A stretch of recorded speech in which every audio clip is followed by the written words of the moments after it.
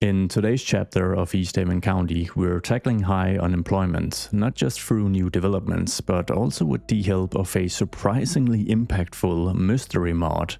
We've also got another pollution mess to clean up as we transform a former residential area into a modern office and entertainment district. On top of that, we're investing heavily in neglected infrastructure and reshuffling some key services, and I'll need your input on how to handle rising crime in Cape Rose. Finally, we'll wrap up by implementing your best suggestions for improving the nature reserve. So if you're excited about all the changes, hit the like button and let's dive in.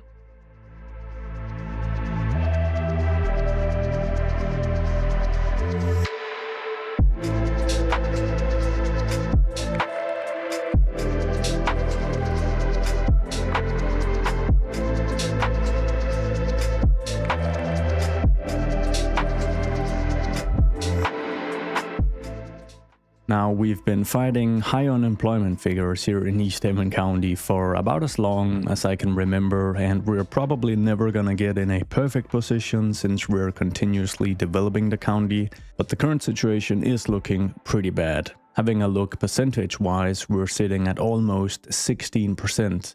And if we bring up the statistics tab to get the absolute figure, we're pushing 9,000 unemployed citizens. Now, I've always been aware of at least one bug affecting the total job count here in Easthaven County, but I was surprised to find out that there's actually two active bugs affecting the amount of jobs here in Easthaven, and the newly discovered one is much more impactful than the first one. So the first one you might be aware of as well, and it's basically the inability of some office buildings to get rid of whatever they've been processing. And I have the perfect example of this in downtown Fort John. So this office tower here is a bank that is able to get rid of whatever financial advice, cheating people out of their retirement savings, whatever banks do. They're able to do this successfully, and as such they have 126 employees, which is not a lot for this building. It's unrealistic, but it's functioning as intended. Now, interestingly, the tower right next to it, which is the exact same asset, produces software or electronics, whatever. They are unable to get rid of it, so they are storing 15 tons of, well, not 15 tons of electricity or electronics, sorry. They apparently also have 4 tons of concrete for whatever reason. Anyways, the point is that they can't get rid of this for some reason, and as a result they are continuously downsizing their operation to stay afloat and avoid bankruptcy. So eventually this tower will only have 5 employees, which is like the minimum amount.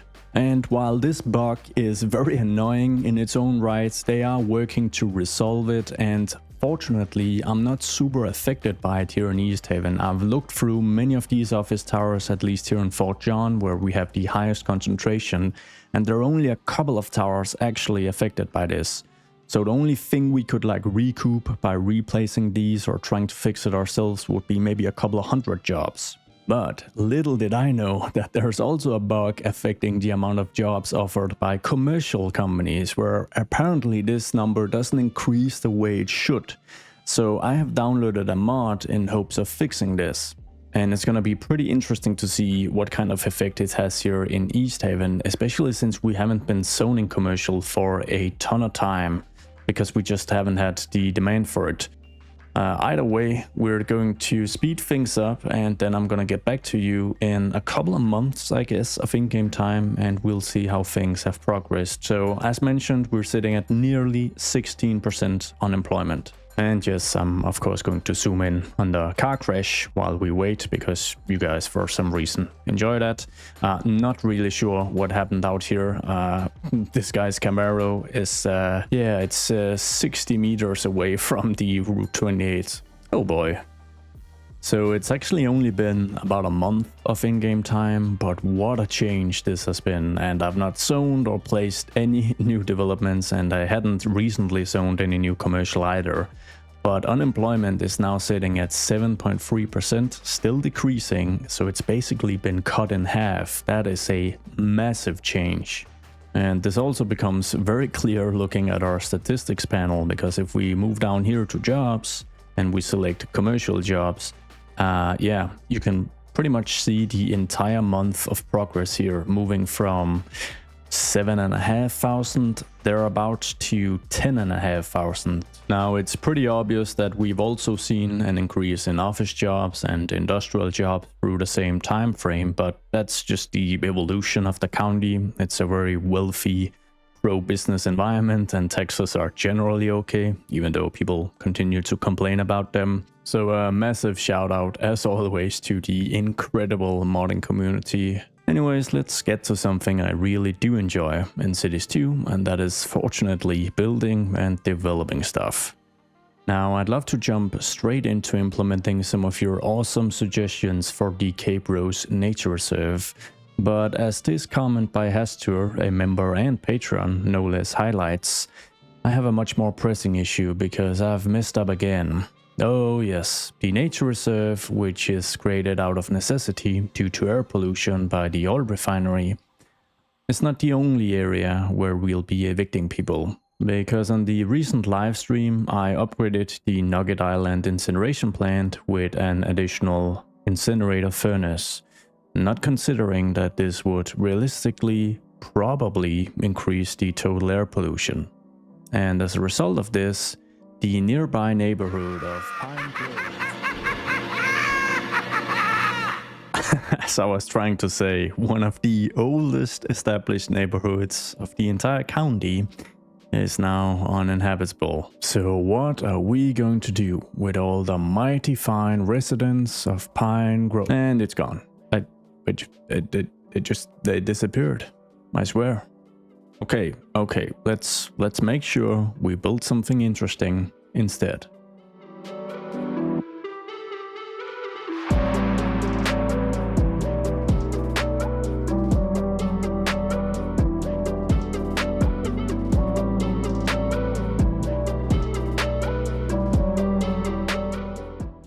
You know what, I haven't actually used the chemical plant anywhere, and I'm thinking this location, I mean the fit is... I'm kidding. I'm kidding. Now a fully fledged esports center on the other hand. So let's just see if we can squeeze this bad boy in, and I think we just about can. Yoink.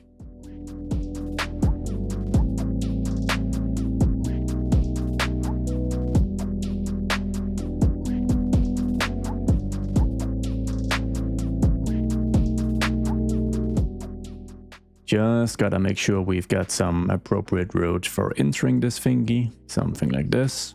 Now that is a nice looking signature building, occupied by St. Chirp's Mortuary. So St. Chirp's Mortuary sells recreation? There's gotta be a joke in here somewhere. So instead of just zoning this weirdly sized lot over, let's see if we can create something unique here. And I was thinking a custom office, because I don't think I've created one such yet, at least not utilizing the modular zoning blocks. So we'll just make sure that we get an appropriate space, and then we're going to do some terrain modifications to hopefully make this look real nice. So just using the basic alley here, and I have a plan, don't worry.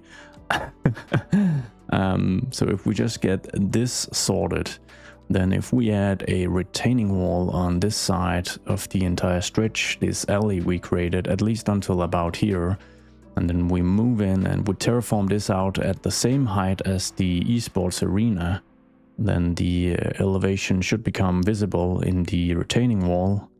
Let's see. Yes, I think that looks pretty nice, and then we'll add the custom building here. We're gonna need plenty of surface parking, so let's just get the basic structure down, and then we'll use move it to configure it so that it aligns perfectly with the retaining wall, which should look pretty cool, I hope. So we'll just get everything connected up, and then with move it we should be able to grab this node and just align that real close. The same with this one and over here. Now all we need is to move through our static ploppables and find something interesting. Okay, we're gonna try something here, which is going to require quite a bit of move it magic to make sense. And it might not even make sense with some move it magic. but we're gonna give it a good try. Getting them aligned like this maybe. We'll grab both buildings and start lowering them quite a bit into the ground. And then let's just make sure that one of them has a few stories on the other one. And we'll add a bit of a more interesting color scheme, something bright like this school maybe. Oh my. Okay, never mind, that didn't work out. We're just gonna manually make sure that it's a little brighter, I guess. Would it be too cheeky to even add a third addition? Nah, let's give it a go. So we should be able to control H to this height and just make sure that the alignment is all right. If I can just make sure I select this one specifically and kind of align that into one of the other versions. Maybe there's a bit of clipping up here we can avoid. Like this. And then obviously we need to recolor it. Well, there's a lot to be said about this construction, but it's not lacking character, that's for sure. And of course, for the magic trick, it's time to bring up the modular zoning blocks and add some actual workplaces to this villa. The footprint is actually, it's pretty substantial, so I'm thinking we're gonna go for a few high density office blocks. And we can probably just enable snapping and kind of align them. So we'll go 1 by 2, so they're sort of aligned to some of the parking lots here. And that's a cool little feature. They are going to actually create a bit of an entrance as well, which I think is pretty cool. So let's get a few added. That's for this entrance, and then we'll make sure we have one maybe out, no, not out front, one on this side as well. Now I think we can assume that the office project as well as the Shard Arena, this esports center, was built as part of the same redevelopment master plan. And one way we can highlight that, next to having the same type of road configuration throughout, would be to make sure that there's some type of surface that is present in both developments.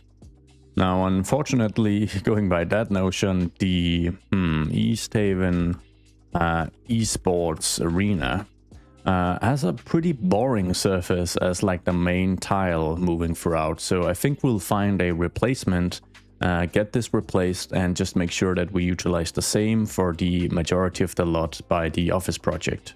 So I've found this French inspired surface, which is actually a sidewalk from the Nantes train station. I'm sure I butchered that.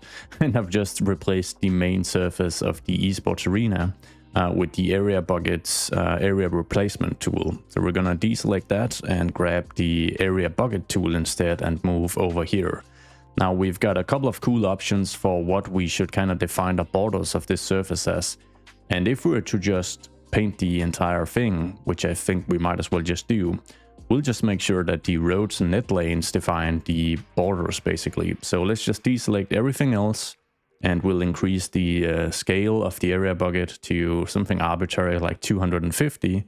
And as you can see, that is pretty much going to work. There's going to be a little bit of tweaking in some of the tough spots, but otherwise, just clicking like this is a whole lot easier than having to manually adjust the entire surface. And now we just need, well, we need a bit of manual adjustment.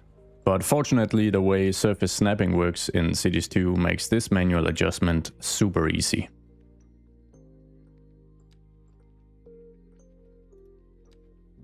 And as this particular surface also covers the actual road networks, we can make sure that it covers this stretch of parking where the parking was essentially removed to make way for our entrances.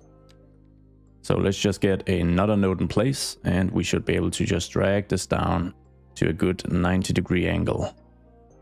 Something like this. We don't need to cover the entire thing, and we'll make sure we get 2 nodes in place over here, as well as aligned as we can. It's almost perfect. We'll need a bit of an adjustment here. really is a pretty simple, time-efficient approach to detailing, and of course it's not as detailed as if you were to make anything more fancy, but I think it works. So let's add a few of the new, relatively new pocket parks into the mix, and that's just a super easy way to add that extra bit of detailing to an area like this.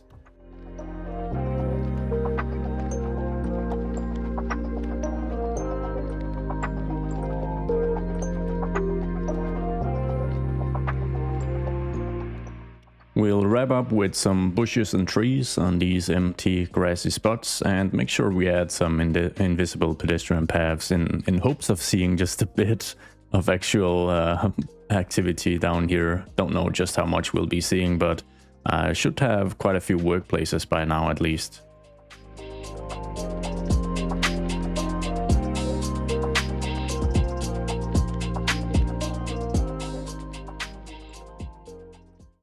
As we've still got a bit of healthy office demand, I'm gonna make this block here a little easier for us by just placing down the signature Principis building.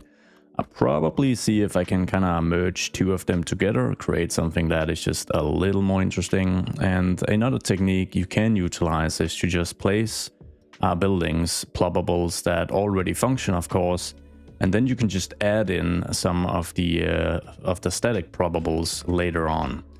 So let's see if we can actually get this to work, because obviously there's gonna be a little configuration just to make sure we don't have any pathing issues. But that actually kind of works right out the gate. If we do add a static probable such as this Modern University Academy building, or maybe just a couple of these, it's obviously going to look even more unique, and we can add in a few of dark hues modular zoning blocks as well to highlight the extra density and how that would increase the amount of jobs offered by this building.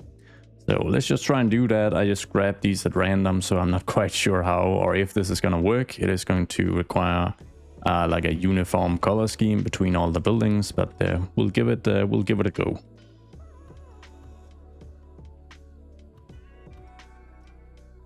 Let's make sure we utilize the same texture as the other developments.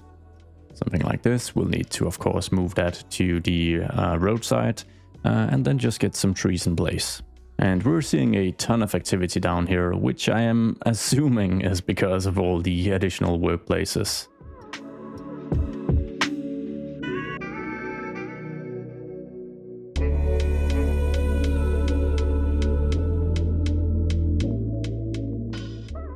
Shifting our focus a bit back to the actual infrastructure here in Pine Grove, now that it has more than 1,300 employees and is becoming a bit of a job and entertainment hub, I figured it might be cool to get an on and off ramp from the northeastern direction of this highway. So it's not going to provide full access and enable you to move seamlessly through this eastbound direction from Fort John to Pine Grove. You'll still have to make a straight here instead of a right turn, but it is going to add a bit of extra connectivity, I think. So let's just grab the regular highway segment here and branch out from this main street, or main road rather. We'll just enable contour lines and have a constant slope in place. And I think moving to about here is going to be just fine. And then I think it's going to be a little tricky right here because we've got so much heavy train infrastructure moving through as well. So we'll see how this actually pans out. Can I upgrade? No, that's like the full segment I'd be upgrading here. But it actually looks like there's just about enough room for it. At least if we disable snapping just to make sure that it's perfectly aligned. Like this, and then if I'm being a little cheeky, utilizing my God mode powers, and I just drag this node out a little bit, something like that, and hopefully, this train, this fella didn't like the changes, but should manage on the next pass through, and it looks like the alignment here is still perfectly fine, and the node is still looking, if not perfect, then decent. Now this helps us out massively because obviously we can create quite an easy connection to this piece right here. So let's just see, we'll need an extra lane, I guess. We don't actually have to adhere to these lane maps, to be quite honest, but I think it's probably just gonna look a little better if we do. So let's make sure this is an elevated segment, disabling snapping once again, because apparently it is all slightly offset and it's not gonna play ball if I have snapping. Actually, I messed it up even without. Let's just try that again. There we go, that should work. And now we're going to grab the one lane, one-way highways and see if we can just get a decent connection going. We probably need a complex curve here actually, because there is a bit of a bend here. So if we move up here, we click once and then we click once somewhere down here so that there's enough space to actually get the connection going without messing up the existing layout. And then we barely need move it, but yeah, probably a tiny bit of move it magic would just make this a little better looking. And I don't think any of this stuff needs to be elevated anymore. Actually, it is, oh, that's just key walled. Cool. So I'm just going to remove the elevation from these segments and we'll get some key walls in place instead. Usually the key walls, or rather the segments not being elevated, makes the connections here a little more smooth, in my experience at least. And I guess that sort of works. In the past many episodes, we've had to be super careful with how we manage the finances here in Easthaven County. But the past month and a half has really been great for the city, with all these additional jobs moving in and creating new employment opportunities. Looking at the money statistics, this is the graph showing our cash reserves, and it's just going up, up, up. We've pretty much doubled our cash reserves in the past month alone, which is really positive. And of course, one of the major factors impacting this is that our citizen count has been increasing steadily, not massively, but it's a steady increase. And when you combine that with our changes in the unemployment levels from a high of just about 9,500 to now hovering just above 4,000, that's a lot of extra tax dollars moving into the city's deposits. And I think with that in mind, there's a couple of service improvements that I'd like to commit to, and we do have the space for it here in Pine Grove. Now there's one service in particular that is pretty poor here in Easthaven due to budget cuts and there's just not investing in the necessary infrastructure, and that is the telecom coverage.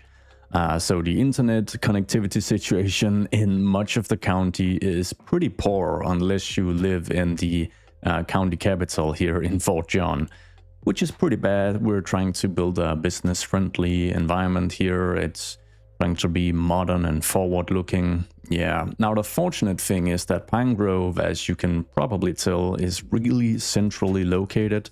So if we grab the major telecom tower, this fella here, and we just hover over the placement site where we would invest in this, that is going to be a massive difference. Now I think I'm actually gonna place both the telecom tower as well as the Japanese themed radio mast, because it's pretty inexpensive and it's just gonna make the area look a lot more interesting. So we're gonna grab this tower and move it as close to the heavy infrastructure here as we can. We'll make sure we get a road connection, of course, but actually it should be placed on Pine Hill. Shouldn't it? Of course it should. So with contour lines enabled, we're gonna place this big fella all the way out here, sort of at the edge, very close to the highway and the train tracks, just like that. And then we'll grab the Japanese themed one, or this one from the Japanese themed region pack, and we'll just place that at a bit of an angle as well, so that we can move a road through that is hopefully going to serve both of them. Now the Japanese themed one, fantastic asset as everything we've gotten from the region pack, but it is looking a little too fancy, so let's get rid of at least the grassy surfaces here. This is not going to be well maintained, well lawned. Might as well also get rid of this stretch, I think, and then we'll just get rid of some of the fencing. some of this stuff, and then we'll be adjusting this surface to just about cover these 2 additional parking lots. Then we'll be cleaning the hillside of trees, just so that we know what we're actually working with here, also since the terrain is pretty dramatic. And then I think we're just going to use a regular vanilla lane to connect it all up to this highway segment down here, but then we're going to overlay a net lane on top to make it look more interesting. We're going to be tackling the hillside first, so let's just branch out at a good location, something like this. Move real close to the edge here, then we'll make sure that we have the ground and constant slope mode enabled, and then just move up through the hillside at an elevation of 8%, which I think is just fine. We'll need to turn here, which is gonna be at 10%, but that should be all right as well. Move real close to the buildings. I'll probably use move it to just configure this a little bit, because it doesn't make much sense that we're going slightly down, and then just get these connected up to the very end. If we're being... no, we're not adding a cul-de-sac. That shouldn't be necessary. And for the net lane, I'm gonna use this 9 meter width gravel grass one, which I think is just about going to cover up the lane and look a little more industrial, or actually a little more rural, I'd say. It's not a perfect way to cover this, at least I don't know of any, so if you know of a more efficient way, please let me know, because as far as I know, you can't.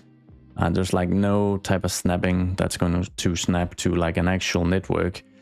So my approach is just to use the continuous tool mode without any snapping and just move in like small increments where I try to make sure that I'm at the center. It's not perfect, but it kind of works if you just take it slow.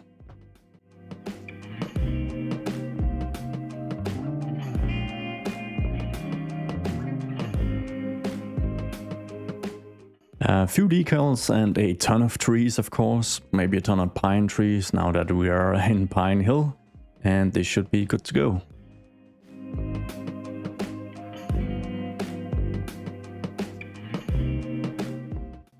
And I just noticed that in our happiness chart we are now seeing a +1 due to service upgrades, which I don't think I've seen before. Don't know if that's a new thing or if it's just the first time I'm actually seeing it, but I do assume it's because of the pretty significant effect of placing these telecommunications towers up here. Either way, it's a pretty cool little thing to see. Something else that's pretty lackluster here in Easthaven is our US Postal Service coverage. We're not able to process the incoming mail rate, so that's a problem on its own. I'm assuming that's gonna result in a bunch of delays and whatnot. And another issue entirely is that most of the county is decently covered, but as soon as you live in like a slightly more suburban or rural place, like in Cape Autumn, you've got a single mailbox to utilize. This is in the town of Autumn, and the same is the case for Cape Rose, which is more suburban. There's a pretty decent amount of people living out here, but you have to drive into actual Cape Rose on 18 Wood Street to actually get some mail sorted. So let's add a mail sorting facility and just a post office in general out here in Pine Grove, and a few additional mailboxes through some of these underserved areas. We've got a few different options here, but if I'm not mistaken, the vanilla, what's it called, post office, obviously, is upgradable, so I would like to pretty much just utilize that. I'm just gonna freely place it so that we can let the road be built afterwards. And then let's see, let's get a van extension, so we've got some additional capacity, and we'll just get that added back here. And then it's probably just gonna take a little, let's see, we'll go for a one-way alley so that there's a bit of parking enabled as well, and you just kind of move through close to the building. I will probably have to correct some elevation changes and whatnot, because there's a bit of a change, but yeah, I mean, it's actually not too bad. So I think we'll just manage with this, do a bit of terraforming and add a ton of trees. And I'm gonna go for a completely different tree brush. We're going to combine alders with oaks and London planes. the two largest sizes or oldest ages, I guess technically, because I'm hopeful that's gonna provide a bit of a contrast to Pine Hill. Even though I know this is Pine Grove, but yeah, it might need a rename now that I'm changing things up.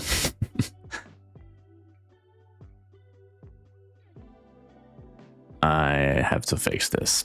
The elevation here is pretty insane, so let's just get the building aligned to this height, and then we'll get this node aligned to the same height.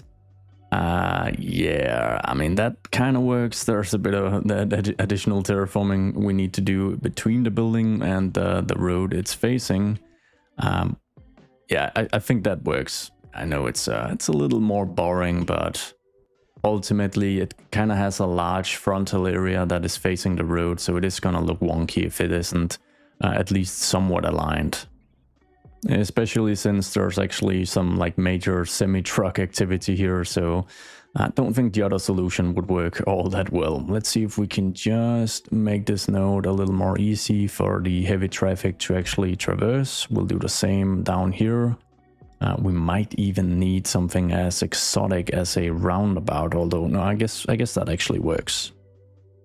Now, don't scoff too much at the slightly limited connectivity we added here for the general traffic here in Pine Grove and the post office, because you gotta remember we added this connection as well, which is seeing quite a bit of use as well. Alright, so before adding a few additional mailboxes in Cape Autumn and Cape Rose, I think we're going to lower some taxes.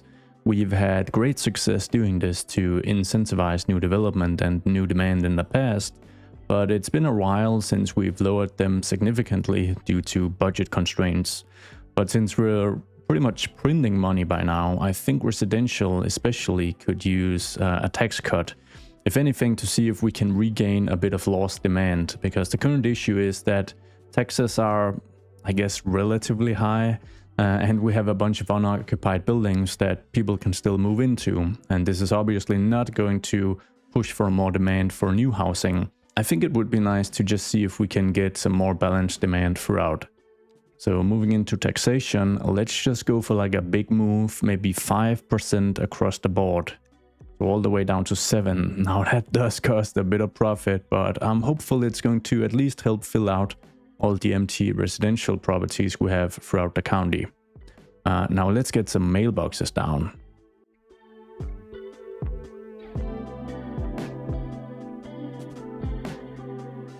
We've got more service and traffic management on the menu, and I think we're gonna start here because this is turning into a bit of a bottleneck. And I think it's basically just the necessity of an additional lane moving into Chowder Bay coming from Cape Rose. So we'll try to provide just that and see how that pans out. So let's move into highways and grab ourselves a 3-lane 2-way configuration. And we'll just make sure we've got an extra turning lane. Let's see, I would actually like to... I'm just gonna pause. So we'll do this configuration. And then on this end here, I don't think we're not seeing enough traffic turn left here, because you really wouldn't.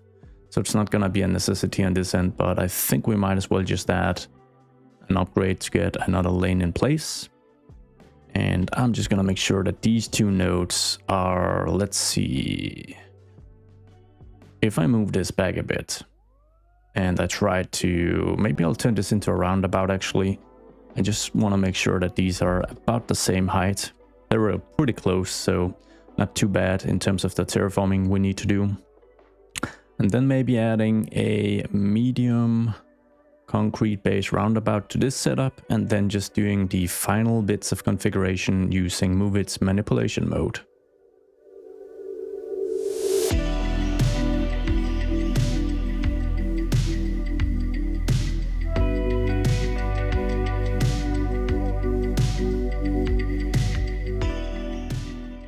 We can certainly make this even cooler, or just more complex, but that's almost always the same thing, according to me, at the very least. So let's do something like this. We'll get rid of this segment right here, and then we'll have a quick little lane allowing for a bypass. This should be cool. Should be. Oh yeah, something like this. Now we'll need a bit of traffic rules to be enforced here, so obviously I don't want you to be able to make a left turn here. But then I do actually need to allow for the right turn here in case you're coming from this this lane here and wants to access this part. So that's why I'm not going to be removing the or disallowing, sorry, the right turn here. So yeah, pretty fancy. Oh, wait, I forgot something pretty important. I don't think you should be able to make a left turn here. There you have it. And since this is pretty tight, let's just turn this into a key just to get the barrier there at the very end. And we might as well do this bit as well. Now, I don't think this configuration necessitates actual traffic signals, so we're going to try and disable the traffic lights, hit play and see how this all plays out.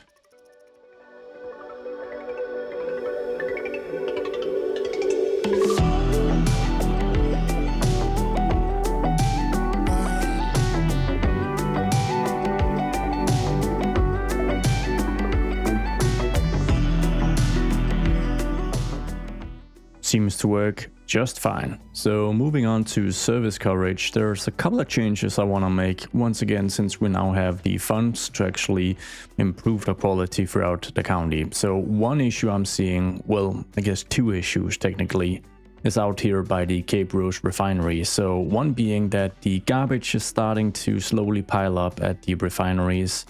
It gets picked up, but not quite at the intervals necessary to make sure that it's all cleared out. And I think the reason is that the Cape Rose Garbage Logistics Center just has too much of an area to actually cover. Look at all these areas. I mean, this bridges all the way into Chowder Bay. Additionally, there's obviously a bit of a crime problem out here, which is new to me. Usually Cape Rose is such a safe place in general, but the addition of all this industry, all these workplaces and all this material being stored out here has certainly made a difference. And I think the main issue is that the Cape Rose local police department, as the name kind of implies, is a pretty small facility, so they just don't have the manpower or the vehicles necessary to actually patrol the entire island, so we'll need to figure out some form of solution here as well. Now, improving our garbage management efforts should be fairly easy, because we've had a disabled Chowder Bay Recycling Center here for quite a while, as we just didn't have the cash for it, which we can now bring back into service. This feels a bit like a déjà vu. I kind of feel I've already done this, like on the stream or something, but oh well. Anyways, we're going to activate this, and then we're going to make sure that this one operates in Chowder Bay and nothing else. And that seems to just work right out the gate, because that was the actual responsibility it had before we had to temporarily disable it.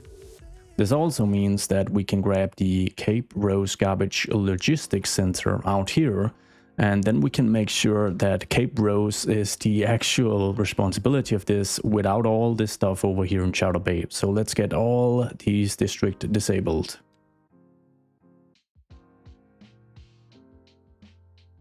And hopefully that's actually just what it takes to make sure that the refinery is always working at full efficiency with no garbage piling up. Because after all, this does provide 9 additional vehicles and quite a bit extra capacity.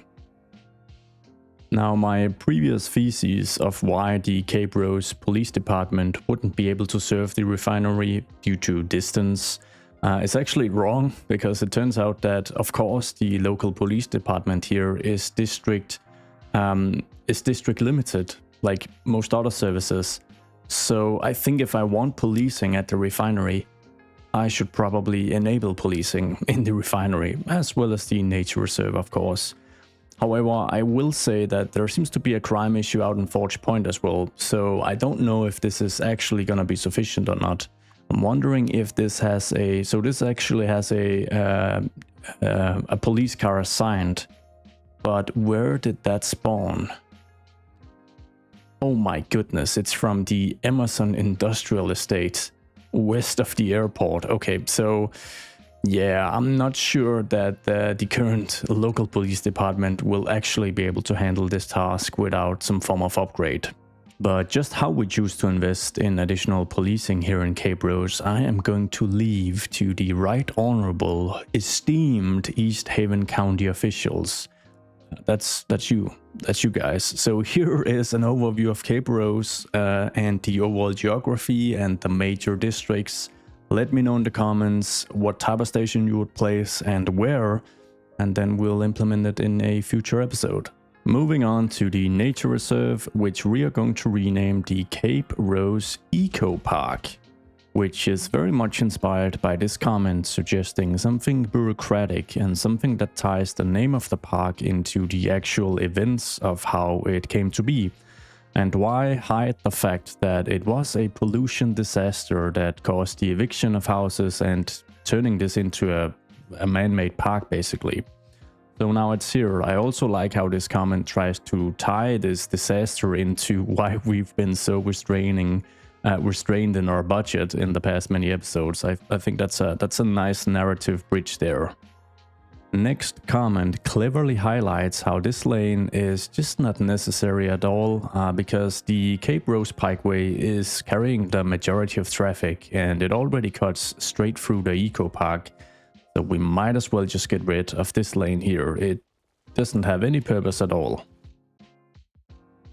Now, in terms of the actual contents of the Cape Rose Eco Park, there weren't really any objections to my initial suggestion of just turning it into a super dense forest. And I think it makes sense if the purpose of this is to really provide a buffer zone and some clean fresh air next to the refinery, then having as many trees to soak up the pollution as possible would make sense. But there were a few specific suggestions which I think we're gonna implement first. So what we'll be doing is adding a small cozy fishing area to the central island here in the middle of the lake. We're going to combine that with the suggestion to repurpose the vanilla firewatch towers into actual bird watching towers, as we can imagine there to be a pretty rich bird life alongside the eco park.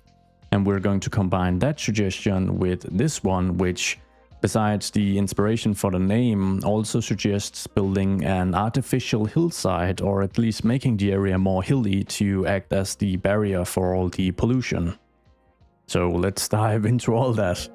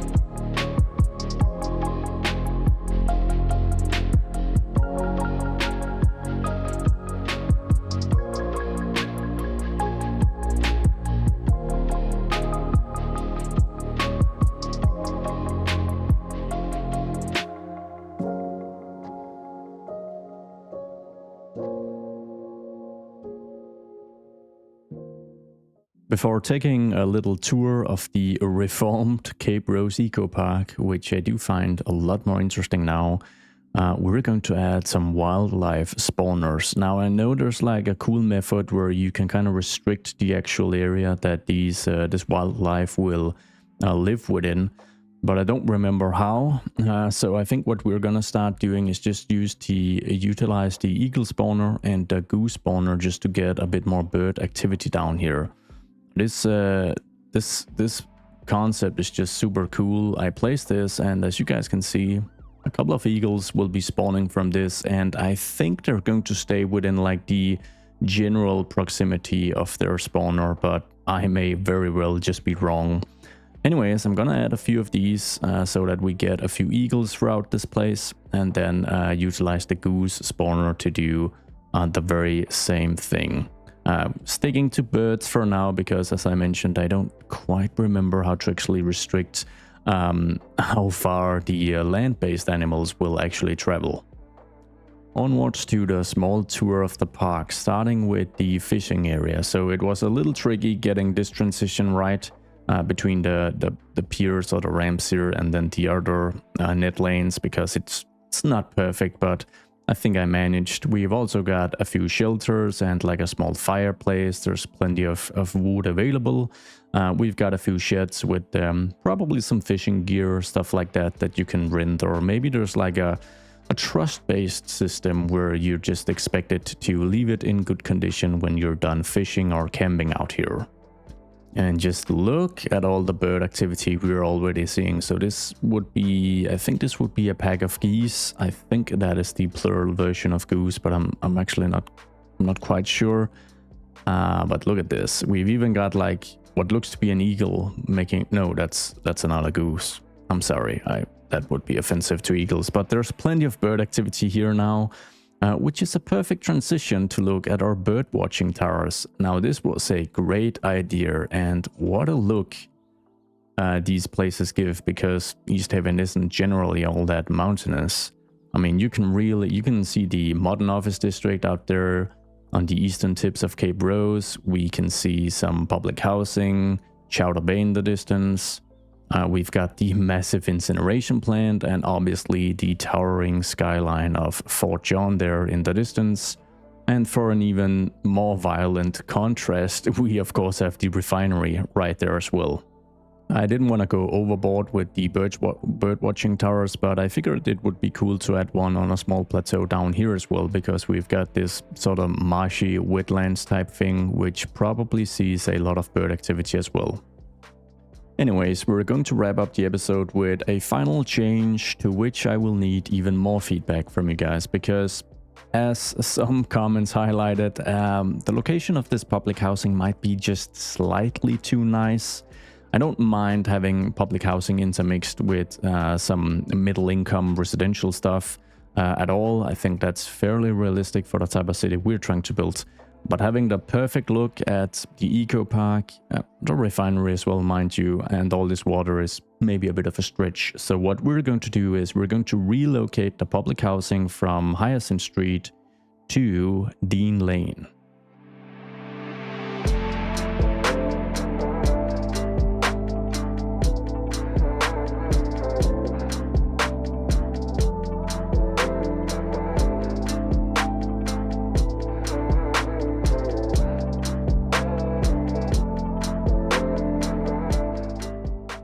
So the second major question for today is, what do we build here? This is a pretty prime location, lots of available land. We can reconfigure the roads. I'm not hesitant to do that either. So yeah, let me know in the comments. And that's gonna be a wrap for this fun chapter in the history of Easthaven, and we're setting yet another population record.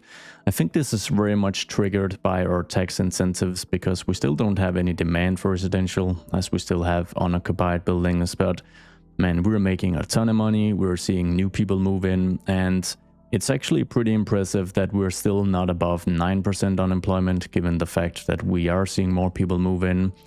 And we're nearing 60,000 jobs, so a pretty serious addition of workplaces doing this episode alone. And as always, I want to thank you guys so much for all your feedback and wonderful suggestions. Thank you so much for watching. I hope to see you all in the next one. Goodbye. What's left of